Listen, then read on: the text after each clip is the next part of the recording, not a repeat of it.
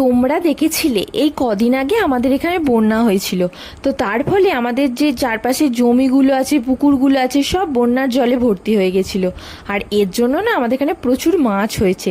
তো বেচা কাকা আর অড়াই কাকা এই যে এটা দিয়েছে দেখছো, এটার নাম হচ্ছে ঘূর্ণি বা ঘূর্ণি কিছু একটা হবে, আমরা তো সবাই ঘূর্ণিই বলি।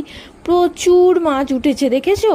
তবে এটার মধ্যে যে শুধু মাছ পড়ে তা কিন্তু নয়, সাপ, কুঁচে, ব্যাঙ, বিভিন্ন ধরনের জিনিস পড়ে। খুব সাবধানে কিন্তু এগুলোর থেকে বের করতে হয়। দেখো এই যে এখানে একটা সাপ চলে এসেছে।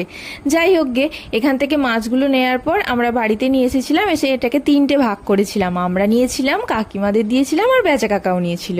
দেখেছো মাছগুলো কি সুন্দর। মাছ সস্তা তো কি হয়েছে, সবজির দাম কিন্তু আগুন। সেই জন্য বাজার থেকে অল্প করে কাঁচা লঙ্কা, অল্প উচ্ছে, শসা, আর এদিকে পটল আর ঝিঙে সব অল্প অল্প এসেছে আজকে বাড়ি। আজকের ভিডিওটা এখানেই শেষ করলাম।